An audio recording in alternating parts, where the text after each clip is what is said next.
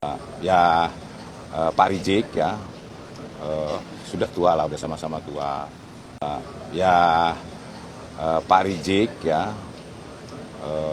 sudah tua lah, udah sama-sama tua. Ya marilah kita bangun bangsa ini dengan keteduhan, dengan tidak memprovokasi. Pantas saja Presiden bilang pergi sono ke Yaman, karena Jenderal Bariho ini memang benci Yaman. Saya lihat bahasa-bahasanya tidak pernah berubah.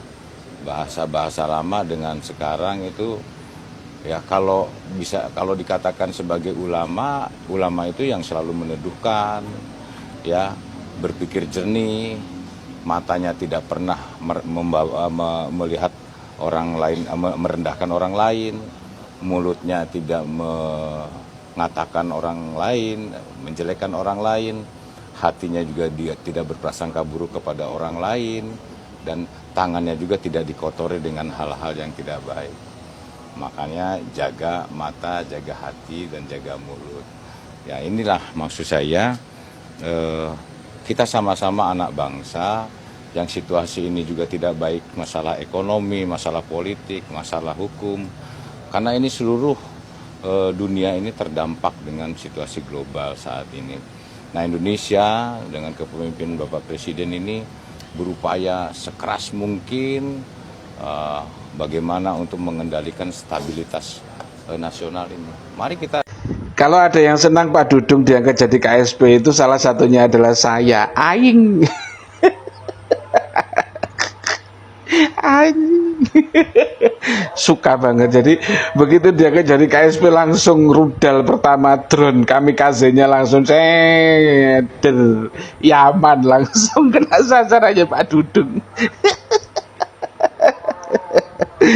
Ini gercep banget Pak Dudung, sangat menyenangkan sekali gitu. Jadi mungkin ini adalah keresahan Pak Dudung, mungkin juga keresahan Presiden Prabowo melihat fenomena di bawah gitu, bagaimana geng Yaman, gerombolan Yaman ini kok obrak-abrik negeri ini itu dari segala penjuru gitu, dari segala lini mereka masuk ke politik gitu, gerombolannya Anies Baswedan dan teman-temannya, mereka masuk ke media, ada Sihab-Sihab dan Sarita-Sarita yang Al-Jubri itu, ada yang di bawah gitu, bagian untuk merusak sejarah gitu, membuat cerita-cerita dan makam palsu gitu, membelokkan sejarah, mengarahkan sejarah yang sejarah-sejarah bangsa, sejarah-sejarah organisasi besar dibelokkan gitu.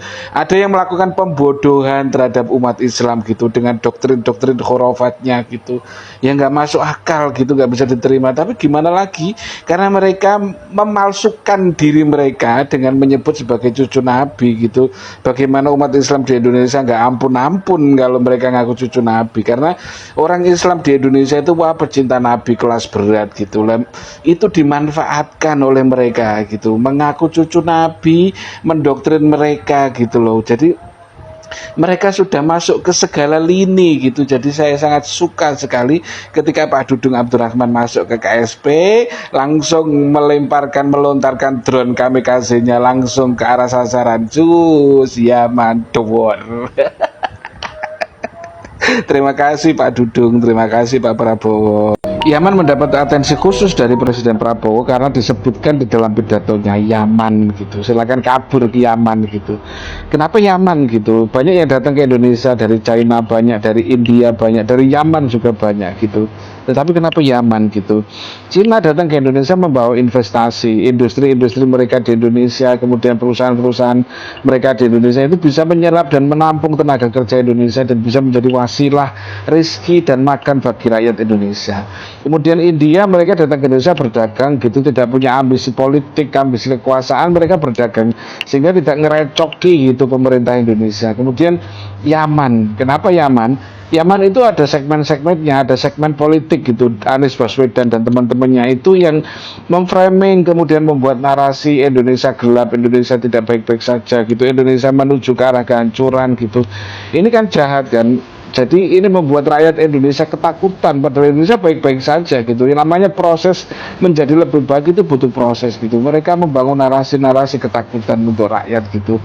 Kemudian di segmen lain ada segmen sosio-religius gitu, para habib gitu yang konon katanya ini mereka membelokkan sejarah bangsa, membelokkan sejarah NU, kemudian mereka membuat kuburan-kuburan palsu dengan narasi mereka adalah cucu Nabi, mereka membangun dogma, doktrin kepada umat Islam di Indonesia gitu.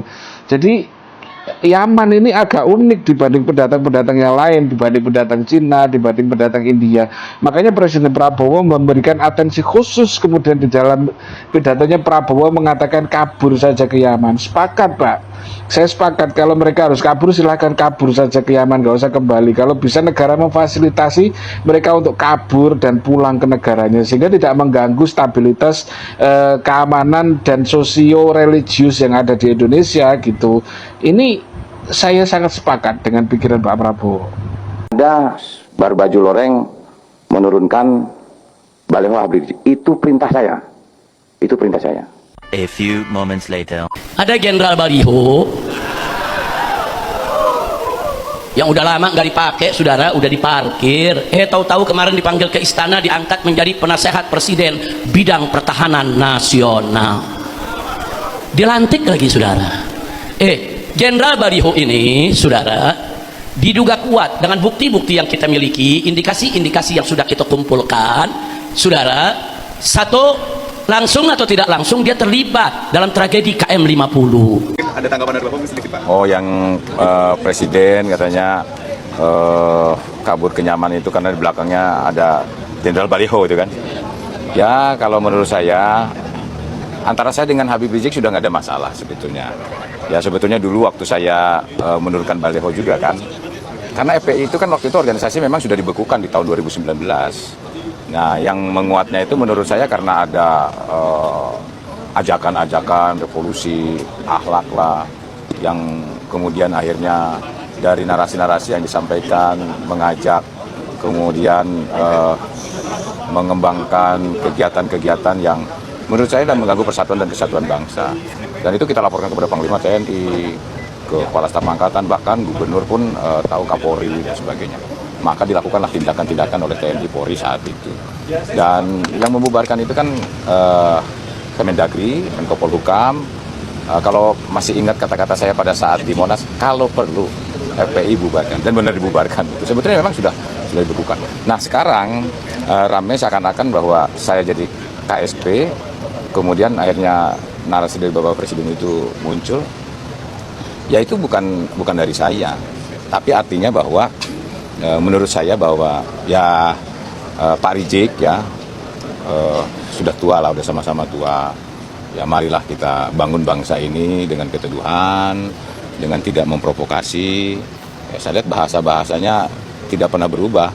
Bahasa-bahasa lama dengan sekarang itu ya kalau dikatakan sebagai ulama itu yang selalu meneduhkan, ya berpikir jernih, matanya tidak pernah melihat orang lain, merendahkan orang lain, mulutnya tidak mengatakan orang lain, menjelekkan orang lain, hatinya juga dia tidak berprasangka buruk kepada orang lain, dan tangannya juga tidak dikotori dengan hal-hal yang tidak baik. Makanya jaga mata, jaga hati, dan jaga mulut. Ya inilah maksud saya, kita sama-sama anak bangsa. Yang situasi ini juga tidak baik, masalah ekonomi, masalah politik, masalah hukum. Karena ini seluruh dunia ini terdampak dengan situasi global saat ini. Nah Indonesia dengan kepemimpinan Bapak Presiden ini berupaya sekeras mungkin bagaimana untuk mengendalikan stabilitas nasional ini. Mari kita sama-sama, tidak ada lagi permusuhan, tidak ada lagi saling curiga, ya saling menfitnah, ya seperti yang kemarin Pak Amin Rais juga. Aduh sudahlah, saya tahu persis bagaimana Teddy, ya adik saya itu sopan banget dia hormat sama saya juga. Kemudian kalau ada tuduhan-tuduhan itu kan fitnah, katanya dia bisa dikatakan sangat dekat dengan agama, tapi pernyataan-pernyataannya menurut saya itu tidak benar dan bahkan memprovokasi.